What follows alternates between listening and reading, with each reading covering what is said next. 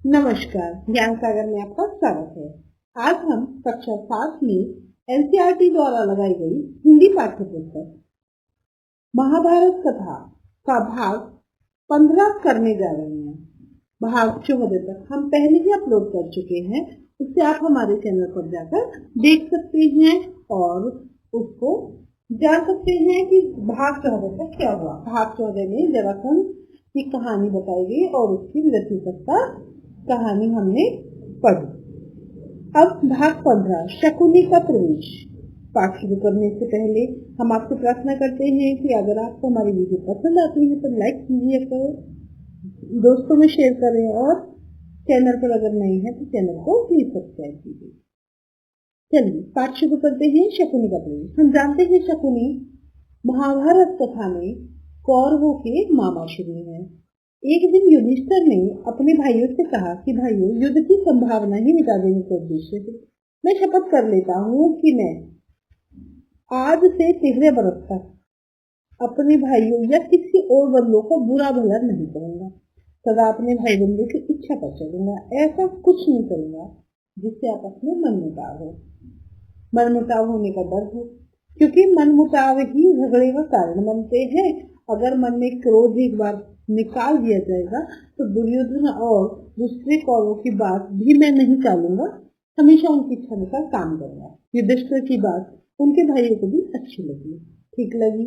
वे इस निश्चय पे पहुंचे कि झगड़े फसाद से हमें कुछ नहीं करना है, हमें उसका कारण नहीं करना है। युधिष्ठिर चिंतित थे कि कहीं कोई लड़ाई झगड़ा न हो जाए। इधर राष्ट्रीय युद्ध की ठाट बात और पांडवों की यश समृद्धि का स्मरण ही दुर्योधन के मन को खाया जा रहा था। वह ईर्ष्या की जलन से बेचैन हो रहा था। दुर्योधन ने यह भी देखा कि कितने ही देशों के राजा पांडवों के परम मित्र बने हुए हैं। इन सब की स्मरण मात्र से ही उसके दुख असहाय हो जाता था। वो बर्दाश्त नहीं कर पा रहा था कि किस तरह से राष्ट्रीय यज्ञ पांडवों ने कर लिया, किस तरह से उस युधिष्ठिर को सबने महान नेता या फिर राजा मान लिया और युधिष्ठिर को राजाधिराज की पदवी प्राप्त हो गई। दुर्योधन इसलिए परेशान था कि पांडव उससे ज्यादा ताकतवर हो गए हैं और बहुत सारे लोग उनके साथ हैं या फिर अधीन। अब पांडवों का सौभाग्य को याद करके वो जलता था, ईर्ष्या करता था और बहुत परेशान होता था। एक दिन वो ऐसे ही खड़ा था तो शकुनी आकर उसके पास बोलता है कि बेटा चिंतित क्यों हो रहे हो। तो वो कहता है कि मामा चारों भाई और युधिष्ठिर आराम से चारों पांचों भाई ठाट बाट से रह रहे हैं, उन्हें देख के मेरा जी दुखी होता है, मैं क्यों शोक न करूं। तो पहले तो शकुनी उसको कहता है कि मन छोटा क्यों कर रहे हो, तुम्हारे भाई तो हैं, न्यायपूर्वक राज्य कर रहे हैं, तुम अलग हो वो अलग हैं, तो फिर उन्होंने तुम्हारा कुछ बिगाड़ा नहीं है, छोड़ो वो सब। लेकिन दुर्योधन तो दुर्योधन है, वो तो मानता ही नहीं है इस बात को। तो पांडवों की शक्ति और सौभाग्य से तुम्हारा क्या बिगड़ता है, इन बातों का उससे कोई असर नहीं होता है। वो तब शकुनी उसको दूसरे तरीके से भी कहते हैं कि द्रोणाचार्य, अश्वत्थामा और कर्ण जैसे महावीर तुम्हारे पक्ष में हैं। अब इस बात को दुर्योधन अलग तरीके से लेता है, ठीक है। वो जानता है कि द्रोणाचार्य, अश्वत्थामा, कर्ण जब मेरे पक्ष में है, अगर शकुनी, भीष्म, कृपाचार्य, जयद्रथ, सौंदत्त सब मेरे साथ हैं तो फिर हम क्यों ना इंद्रप्रस्थ पर चढ़ाई कर दें। अब दुर्योधन ने ऐसा बोला कि इंद्रप्रस्थ पर चढ़ाई कर देते हैं, इतने सब लोग तो हम हैं और उनको हरा देंगे। लेकिन शकुनी ने कहा कि युद्ध की बात मत करो, ये खतरनाक होता है, ठीक है। तो युद्ध से काम नहीं चलेगा, तुम उससे विजय प्राप्त नहीं कर सकते। ऐसा करो कि कोई ऐसा उपाय मैं तुमको बताता हूँ कि आपको लड़ना भी नहीं पड़ेगा, आपको युद्ध भी नहीं करना पड़ेगा और विजय तुम्हारी प्राप्त हो जाएगी। दुर्योधन की आंखें चमक जाती हैं। वो कहता है बताइए ऐसा उपाय क्या है। शकुनी कहता है कि दुर्योधन, युधिष्ठिर को चौसर खेलने का बड़ा शौक है, लेकिन खेलना उसको अच्छे से नहीं आता है वो, लेकिन मैं मंजा हुआ खिलाड़ी हूँ। क्यों ना उन्हें अपने पास बुलाकर चौसर का खेल खेला जाए और फिर उसको हराकर गिरवी रखा हुआ राज्य, ऐश्वर्य सब कुछ बिना युद्ध के ही मैं छीन कर तुम्हारे हवाले कर दूं। इतना सुनना था कि दुर्योधन खुश हो जाता है और दुर्योधन और शकुनी धृतराष्ट्र के पास जाते हैं। शकुनी ने बात छेड़ी कि देखो राजन, तुम्हारा जो बेटा है वो बहुत दुखी है और चिंता में रहता है, पीला पड़ गया है।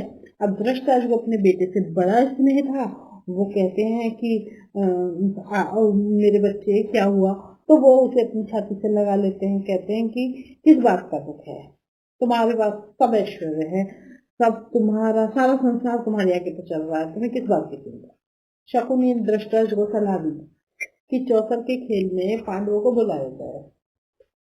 धृतराष्ट्र ने तुरंत हाँ तो नहीं की, उसे उपाय ठीक नहीं लग रहा था। उसने कहा मैं विदुर से सलाह कर लूं, वो समझदार है। लेकिन जो दुर्योधन है वो विदुर से सलाह करने की बात पसंद नहीं कर रहा था। धृतराष्ट्र बोले कि जुए का खेल जो है वो वैर विरोध की जड़ होता है, इसलिए बेटा मैं राय दे रहा हूँ कि तुम इस विचार को छोड़ दो। दुर्योधन अपने हक पर दृढ़ रहता है। वो कहता है कि चौसर का खेल हमने तो कोई इजाद किया नहीं है, हमने तो बनाया नहीं है, पूर्वजों ने चलाया है, चलता आ रहा है। और धृतराष्ट्र फिर उसकी जिद के आगे घुटने टेक देते हैं और चौसर का खेल खेलने की अनुमति भी दे देते हैं, सभा मंडप बनाने की आज्ञा देते हैं और विदुर से कहते हैं, विदुर से सलाह भी करते हैं गुपचुप, लेकिन विदुर की बात नहीं मानते। विदुर बोलते हैं कि राजन, सारे वंश का इससे नाश हो जाएगा, हमारे कुल के लोगों में आपसी मनमुटाव और झगड़े फसाद होंगे, इससे भारी विपदा हम पर आ जाएगी। धृतराष्ट्र ने कहा कि मुझे खेल का कोई डर नहीं है, तुम बस युधिष्ठिर के पास जाओ, मेरी तरफ से खेल का न्योता दे दो। अपने बेटे पर उनका जो स्नेह था वो उनकी कमजोरी था और उसकी बात वो हमेशा मान भी लेते थे और अंत में फिर बार बार यही होता था कि दुर्योधन हमेशा गलत चीजों में धृतराष्ट्र को अपनी बातों में फंसा लेता था। यह रहा भाग 15। अब भाग 14 चौसर का खेल और द्रौपदी की व्यथा, वो हम इसी वीडियो में करेंगे। हम इसको आगे ले जाते हैं। इससे पहले हम आपसे प्रार्थना करते हैं कि वीडियो पसंद आ रही है तो लाइक कीजिए, दोस्तों में शेयर कीजिए और चैनल पर नए हैं तो चैनल को प्लीज सब्सक्राइब कीजिए। तो चौसर का खेल खेला गया, द्रौपदी की व्यथा हमारे सामने आई। धृतराष्ट्र की बात मानकर विदुर पांडवों के पास चले जाते हैं। महाराज युधिष्ठिर उठ जाते हैं, उनका आदर सत्कार करते हैं और उन्हें आसन पर बैठाकर बोलते हैं, हस्तिनापुर में जो खेल के लिए मंडप बनाया गया है, ये विदुर उनसे कह रहे हैं कि हस्तिनापुर में एक खेल के लिए सभा मंडप बनाया गया है और वो बहुत ही सुंदर है, तुम्हारे मंडप के जैसा ही वो सुंदर है। धृतराष्ट्र चाहते हैं कि आप उसे देखने के लिए आए, ये बात का न्योता मैं तुम्हें दे रहा हूँ और अपने भाइयों को भी ले आना, मंडप भी देख लोगे, दो हाथ चौसर भी हो जाएगा। युधिष्ठिर ने कहा, चाचा जी चौसर का खेल तो अच्छा नहीं होता, झगड़े पैदा होते हैं, जब हम बाजी लगाते हैं तो झगड़े पैदा होते हैं, समझदार लोग तो इसको पसंद ही नहीं करते, लेकिन आप जैसा आदेश देंगे हम वो कर लेंगे। विदुर कहता है कि ये बात तो सच है, ये बात किसी से छिपी नहीं है कि चौसर का खेल जो है वो अनर्थ करता है। मैंने कोशिश की कि ये ना हो, लेकिन मेरी नहीं चली। अब राजा ने आज्ञा दी है कि तुम्हें न्योता दे आऊं, तो मैं तुम्हें न्योता दे आया, आना ना आना तुम्हारी इच्छा है। अब राजवंशों की एक नीति है कि अगर खेल के लिए बुलाया जाए तो जाना चाहिए, उसे अस्वीकार नहीं किया जाता। युधिष्ठिर को डर था कि कहीं खेल में ना जाकर जो धृतराष्ट्र है वो इसे अपमान न समझ ले, वो ये ना सोच ले कि ये राजाधिराज का पद प्राप्त करके अपने बड़े बुजुर्गों का अपमान करने लगा और उनकी बात नहीं मानता है। ठीक है, अब ये सब बातें युधिष्ठिर के दिमाग में आई, मन में आई, उन्होंने न्योता स्वीकार कर लिया और जबकि विदुर ने समझा दिया था, फिर भी युधिष्ठिर अपने परिवार के साथ हस्तिनापुर पहुंच गए क्योंकि वो मैत्री भाव रखना चाहते थे। पहुंच गए और उनके लिए वहां पे सुंदर विश्राम गृह बनाया था, वहां ठहरे, आराम किया और अगले दिन नहा धोकर सभा मंडप में पहुंचे। कुशल समाचार सुनने के बाद शकुनी ने कहा, युधिष्ठिर खेल के लिए चौपड़ बिछाया हुआ है, चलो दो हाथ खेल लेते हैं। युधिष्ठिर बोले, राजन ये खेल नहीं है, बाजी जीत लेना साहस का काम नहीं है, जुआ खेलना धोखा देने के समान है, आप तो सब बातें जानते हो। वो बोले कि कोई धोखे की बात नहीं है, तुम्हें हारने का डर लग रहा है। युधिष्ठिर फिर गर्म हो जाते हैं तो कहते हैं कि मुझे खेलने को कहा गया, मैं नहीं करूंगा। आप कहते हैं तो मैं तैयार हूँ। मेरे साथ खेलेगा कौन? ठीक है, युधिष्ठिर ये बात कहते हैं कि मैं हारने से नहीं डर रहा हूँ, लेकिन मुझे ये चौसा पसंद नहीं है। अगर खेलने को कहा जाएगा तो मैं नहीं, मना नहीं कर रहा हूँ, लेकिन मेरे साथ कौन खेल रहा है? दुर्योधन कहने लगा, मेरी जगह मामा खेलेंगे। दाव लगाने के लिए जो भी चीज चाहिए होगी, धन रत्न, वो मैं दूंगा। युधिष्ठिर बोले, मेरी राय में तो ये कोई नियम नहीं है कि एक जना के स्थान पे दूसरा खेले। ये खेल तो साधारण नियमों के विरुद्ध है। तो शकुनी फिर कहते हैं कि तुमने फिर दूसरा बहाना बना दिया। युधिष्ठिर ने कहा, ठीक है, मैं खेलता हूँ। सारा मंडप दर्शकों से भरा हुआ था। द्रोण, भीष्म, कृप, विदुर, धृष्टा, सभी बड़े बुजुर्ग वहां पे बैठे थे। कोई उस चीज को नहीं रोक सका। उनके चेहरे पर उदासी जरूर थी, लेकिन कौरव राजकुमार बड़े चाव से खेल देख रहे थे। पहले रत्नों की बाजी लगी, फिर सोने चांदी के खजानों की बाजी लगी, फिर रथों की, फिर घोड़ों की। तीनों दाव युधिष्ठिर हार गए। शकुनी ने पासा फेंका तो ऐसा लगा कि उसकी इशारों पे पासा चलता है। खेल में युधिष्ठिर बारी बारी से अपनी गाय, भेड़, बकरियां, दास दासी, रथ, घोड़े, सेना, यहाँ तक कि देश और देश की प्रजा भी हार गए। सब खोते गए तो भाइयों के शरीर पर से आभूषण और जो वस्त्र थे उन्हें भी बाजी पे लगा दिया। शकुनी ने कहा, कुछ बचा है? तो युधिष्ठिर ने अपने भाई नकुल को दाव पे लगा दिया, फिर सहदेव को लगा दिया। युधिष्ठिर ने कहा, सहदेव भी बाजी पे लग गया, वो भी हार गया। तब शकुनी ने सोचा कि ये खेल रोक ना दे, तो उसने कहा कि अच्छा, मांद्री के पुत्रों को तो लगा दिया और अपने भाइयों को यानी कुंती के पुत्रों को नहीं लगाया। तो इस बात से युधिष्ठिर फिर जोश में आ गए। उन्होंने फिर अर्जुन को और भीम को भी बाजी पर लगा दिया और उन्हें भी हार गए। ठीक है, बुरा वक्त चल रहा था और युधिष्ठिर ने अपने आप को भी दाव पे लगा दिया और अपने आप को दाव पे लगा कर भी वो हार गए, अपने आप को भी हार गए। अब शकुनी ने सभा में कहा कि सब तुम मेरे गुलाम हैं। ठीक है, शकुनी ने सभा में उठकर कहा, 500 पांडवों का एक नाम पुकारा और कहा कि ये मेरे गुलाम हो चुके हैं। हर्षनाद और पांडवों की दुर्दशा पर तरस खाने वालों से हाहाकार से सभा मंडप गूंज उठा। अब युधिष्ठिर ने कहा, शकुनी ने युधिष्ठिर से कहा, एक चीज और है तुम्हारे पास जो भी हारी नहीं गई है, उसकी बाजी लगाओ। तो अगर तुम अपने आप को भी छुड़ा लोगे और सब कुछ छुड़ा लोगे, पत्नी की बाजी लगाओ। द्रौपदी, द्रौपदी को तुमने अभी तक नहीं लगाया। अब जुए का नशा इस तरह चढ़ गया युधिष्ठिर को, मुंह से तो निकल गया कि मेरी पत्नी द्रौपदी को मैंने बाजी पे लगाया, लेकिन मुंह से निकलने के बाद जो परिणाम था उसे सोच के वो परेशान हो गए। हाय, मैंने ये क्या कर डाला, ये सोचा उन्होंने। युधिष्ठिर की इस बात से सारी सभा में एकदम हाहाकार मच गया। वहां वृद्ध लोग थे जो धिक्कार के बारे बोल रहे थे। लोग कहते, छी छी, कैसा घोर बात है। कुछ ने आंसू भी बचाए, आंसू बहाए गए, कुछ लोग परेशान हो गए, कुछ पसीने के मारे परेशानी से पसीना तर तर हो गए। भाइयों ने बड़ा शोर मचाया, दुर्योधन के भाइयों ने शोर मचाया, पर युयुत्सु नाम का जो धृष्टाचार्य बेटा था वो बड़ा दुखी हो गया। उसने ठंडी आह भरी और सर झुका लिया। शकुनी ने पासा फेंककर कहा, लो, ये बाजी भी हमारी रही। फिर क्या था, दुर्योधन ने विदुर को आदेश दे दिया कि जाओ रंगवास में जाए और द्रौपदी को ले आए, उससे कहे कि जल्दी आए। विदुर बोले, मूर्ख, नाहक क्यों मृत्यु को न्योता देता है? अपनी विषम परिस्थितियों का तुम्हें ज्ञान नहीं है?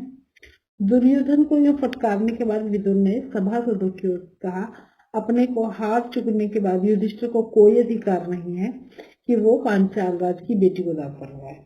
विदुर की बातों से दुर्योधन बौखला गया। फिर सारथी को बुलाया। सारथी का नाम था प्रतिकामी। उसे बुलाकर कहा कि ये विदुर हमसे जलते हैं और पांडवों से डरते हैं, रणवास में जाओ, द्रौपदी को लाओ। अब प्रतिकामी जब रणवास में जाता है तो द्रौपदी से कहता है कि चौथर में तुम्हारे पति तुमको हार गए, सारी बात वो बताता है। तब वो कहते हैं और वो कहता है कि तुम्हें दासी का काम करना है और जाओ, तुम सभा में जाओ, तुम्हें बुलाया गया है।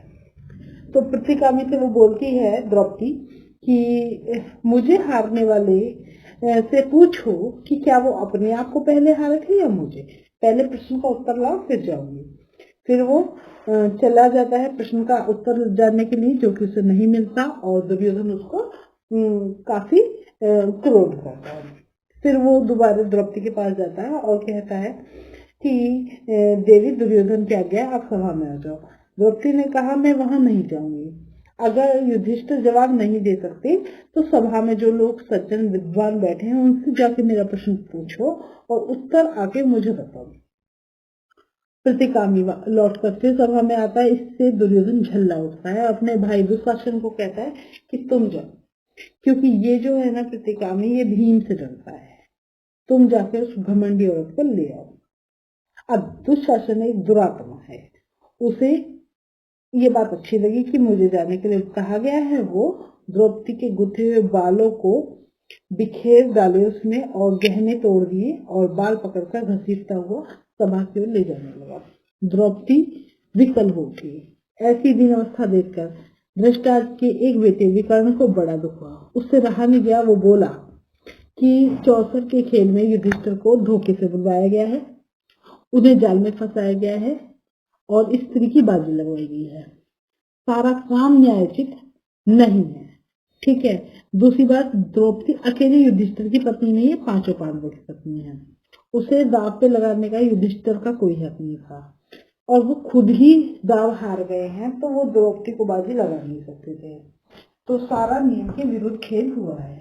शकुनी ने द्रौपदी का नाम लेकर युधिष्ठिर को उसकी बाजी लगाने के लिए उकसाया है, ठीक है। तो ये सब बातें वो कहता है। अब इन सब बातों का आधार वो बताता है कि नियम विरुद्ध है और मैं इस बात की निंदा कर रहा हूँ। अब युवक विकर्ण के भाषण से वहां जो लोग उपस्थित थे उनको इस बात का एहसास हुआ कि हाँ ये सब गलत हो रहा है। लेकिन कुछ लोगों ने बोला, जिनमें कर्ण थे प्रमुख, कर्ण ने खड़े होकर कहा कि विकर्ण तुम तो बच्चे होगी, सभा में इतने बड़े बुजुर्ग बैठे, तुम क्यों बोल रहे हो? यहाँ तुम्हें बोलने का, तर्क वितर्क करने का अधिकार है नहीं। दुशासन द्रौपदी के पास गया, उसके वस्त्र पकड़कर खींचने लगा। जो जो खींचता गया वस्त्र भी बढ़ता गया। अंत में खींचते खींचते दुशासन की दोनों भुजाएं थक गई, वो थक कर बैठ गया। सभा में लोगों को कपकपी सी फैल गई, धीमे स्वर में बातें होने लगी। भीमसेन उठा, होठ के मारे क्रोध फड़क रहे थे। ऊंचे स्वर में उसने भयानक प्रतिज्ञा की, उपस्थित सज्जनों में शपथ खाकर कहता हूँ, भारत वंश का बट्टा लगाने वाली इस दुरात्मा दुशासन की छाती चीर न लूंगा, तब तक इस संसार को छोड़कर नहीं जाऊंगा। भीमसेन की इस प्रतिज्ञा को सुनकर वहां के लोगों के हृदय कांप गए। धृतराष्ट्र समझ गए कि कुछ ठीक तो नहीं हुआ, सब कुछ ठीक नहीं हुआ। उन्होंने सोचा कि जो हो चुका है उसका परिणाम तो शुभ होने वाला है नहीं, उसके पुत्र और कुल का विनाश हो जाएगा। वो सब चीज संभालने के लिए, परिस्थिति को संभालने के लिए द्रौपदी से बड़े प्यार से अपने पास बुलाते हैं, शांत करते हैं, सांत्वना देते हैं और युधिष्ठिर की ओर मुड़कर कहते हैं, युधिष्ठिर तुम तो अजात शत्रु हो, उदार हृदय के भी हो। दुर्योधन की इस कुचाल को क्षमा कर दो, इन बातों को मन से निकाल दो, भूल जाओ, अपना राज्य संपत्ति सब कुछ ले जाओ, इंद्रप्रस्थ जाकर सुखपूर्वक रहो। धृतराष्ट्र की इन सब मीठी बातों को सुनकर पांडवों का दिल शांत हो जाता है। यथोचित अभिवादन आदि के उपरांत द्रौपदी और कुंती सहित सभी पांडव इंद्रप्रस्थ के लिए विदा हो गए। पांडव के विदा हो जाने के बाद कौरवों में बड़ी हलचल मच गई। पांडवों के इस प्रकार पंजे से निकल जाने पर कौरव को क्रोध आया। दुशासन और शकुनी के उकसाने पर दुर्योधन पुनः अपने पिता धृतराष्ट्र के सर पर सवार हो गए। पांडवों को खेल के लिए फिर से बुलाने के लिए उन्हें राजी कर लिया, क्योंकि उन्हें देखा कि बाजी जो हम जीते हुए थे वो हम हार गए। तो उन्होंने फिर से कोशिश की कि युधिष्ठिर को खेल के लिए बुलाया जाए। युधिष्ठिर यह निमंत्रण स्वीकार करते हैं, क्योंकि हस्तिनापुर लौटे और शकुनी के साथ फिर वो जो पिछली घटना हुई उससे वो दुखी थे, उस चीज को खत्म करने के लिए वो दोबारा से खेलते हैं। शकुनी के साथ फिर चौपड़ खेला। खेल में शर्त इस बार ये थी कि हारा हुआ जो दल है वो अपने भाइयों के साथ 12 वर्ष के लिए वनवास करेगा, उसके उपरांत 1 वर्ष अज्ञातवास में रहेगा। उन सबको 12 वर्ष का वनवास फिर से भोगना पड़ेगा अगर वो अज्ञातवास में पता चल गया कि ये मिल गया हमें। इस बार भी युधिष्ठिर हार गए और पांडव अपने किए हुए वादे के अनुसार वन चले गए। अब वन जाने के बाद धृतराष्ट्र की क्या चिंता रहती है, इसे हम अगले भाग में आपको पढ़ाएंगे। आज के लिए इतना ही। अगर हमारी वीडियो पसंद आ रही है तो लाइक कीजिए, दोस्तों में शेयर कीजिए और चैनल पर नए हैं तो चैनल को सब्सक्राइब कीजिए। बने रहिए ज्ञान सागर में। धन्यवाद।